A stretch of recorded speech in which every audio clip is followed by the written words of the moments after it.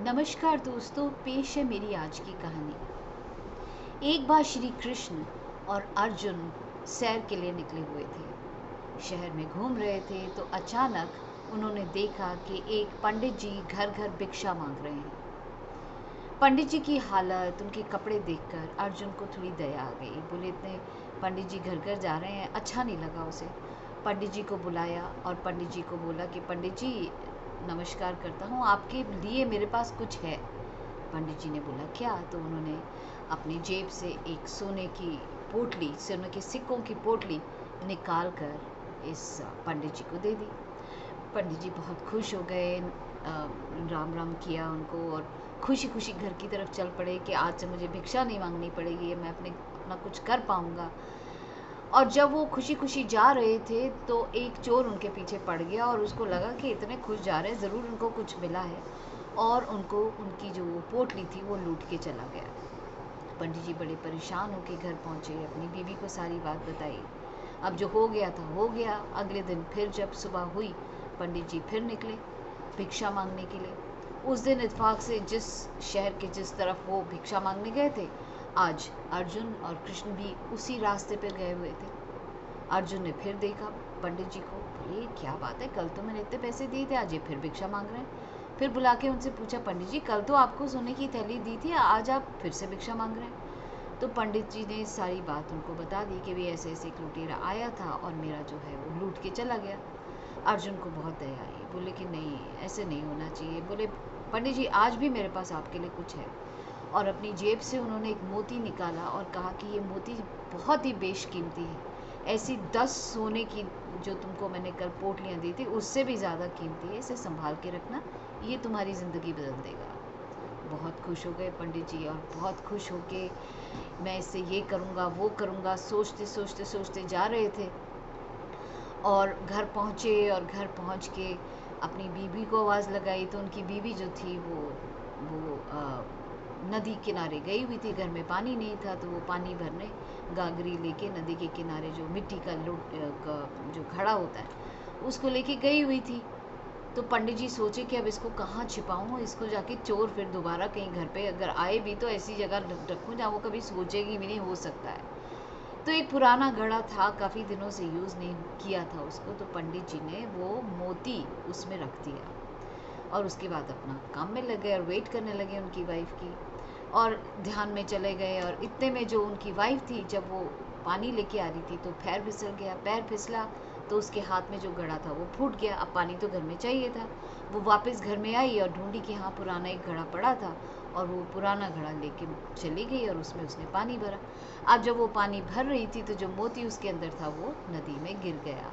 अब जब वो वापस आई, पंडित जी ने बोला, अरे भाई, वो घड़ा कहाँ है? वो तो उसने बताया कि पानी भरने के लिए ले गई। तो पंडित जी ने बोला, तुमने सब खत्म कर दिया, उसमें मैंने ऐसे ऐसे मोती रखा था और अब तो सब खत्म हो गया, वगैरह वगैरह। बड़ा परेशान हुआ।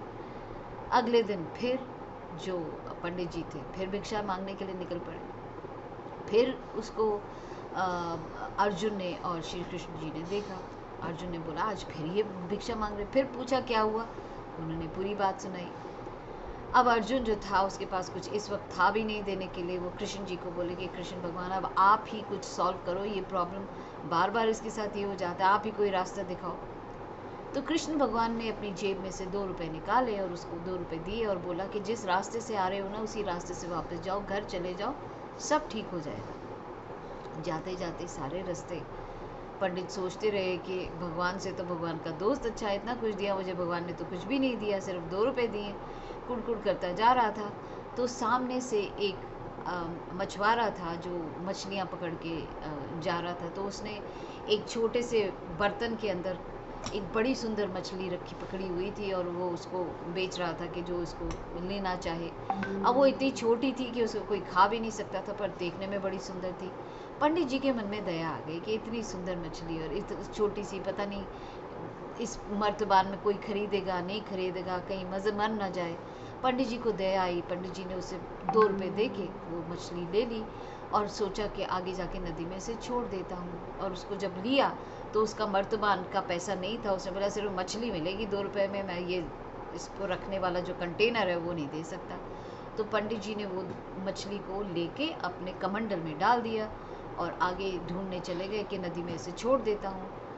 तो नदी के पास पहुँचे और उस कमंडल से उस मछली को पानी में छोड़ दिया। लेकिन जब उसको पानी में उठा के बाहर डालने लगे तो कट की आवाज़ आई। देखा कि कमंडल के अंदर वही मोती पड़ा है जो कि अर्जुन ने उसे दिया था। बड़े हैरान हो गए पंडित जी।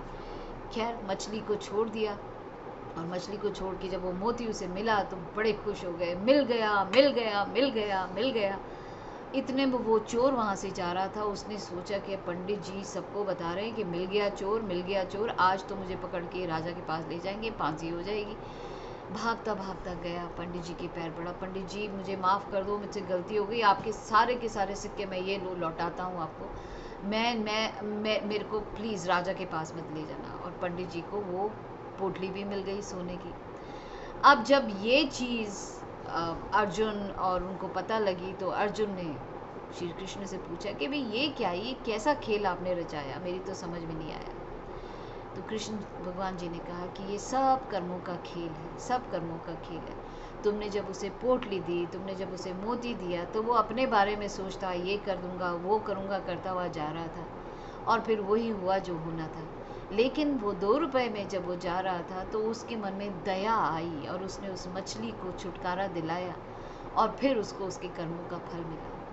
दोस्तों ज़िंदगी में भी हम ऐसा ही करते हैं। जब हम बहुत सेल्फिश हो जाते हैं तो कई बार हम ज़िंदगी में वो नहीं पाते जो हमें मिलना चाहिए।